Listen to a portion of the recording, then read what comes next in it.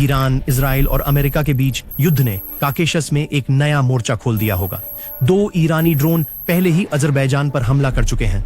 अगर यह बढ़ता है तो यह तुर्की, इजराइल और रूस को भी संघर्ष में खींच सकता है। 5 मार्च को 2 हमलावर ड्रोन ने अजरबैजान के नख्चिवन एनक्लेव पर हमला किया। नख्चिवन अंतरराष्ट्रीय हवाई अड्डे के यात्री टर्मिनल पर एक ड्रोन गिरा। दूसरा शाहराबाद गांव के स्कूल के पास दुर्घटनाग्रस्त हुआ। अजरबैजान ने तुरंत ईरान को दोषी ठहराया और इसे आतंकी कृत्य बताया।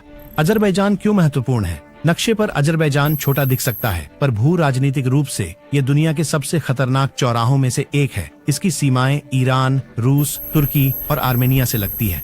यह कैस्पियन ऊर्जा गलियारे के एक हिस्से को भी नियंत्रित करता है, जो यूरोप को तेल और गैस की आपूर्ति करता है। और शायद सबसे महत्वपूर्ण बात यह है कि अजरबैजान इजराइल के सबसे करीबी सुरक्षा भागीदारों में से एक बन गया है। वर्षों से इजराइल और अजरबैजान ने एक गहरी रणनीतिक साझेदारी बनाई है। इजराइल अजरबैजान को उन्नत ड्रोन, वायु रक्षा और निगरानी तकनीक देता है। बदले में अजरबैजान इजराइल को भारी तेल और ईरान की उत्तरी सीमा के पास खुफिया सहयोग देता है। तेहरान के लिए यह अजरबैजान को खतरनाक बनाता है। ईरान के ठीक बगल में एक संभावित इजरायली मंच ईरान के अजरबैजान पर करीब से नजर रखने का एक और कारण है।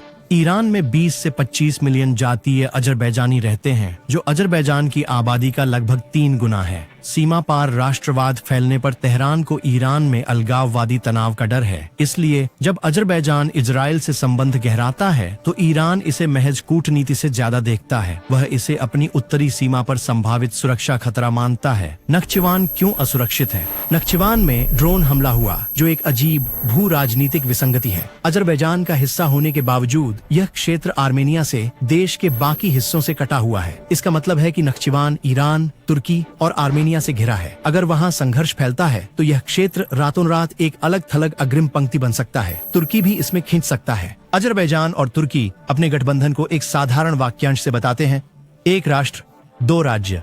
दोनों देश एक सैन्य गठबंधन, संयुक्त अभ्यास और गहरा राजनीतिक समन्वय साझा करते हैं।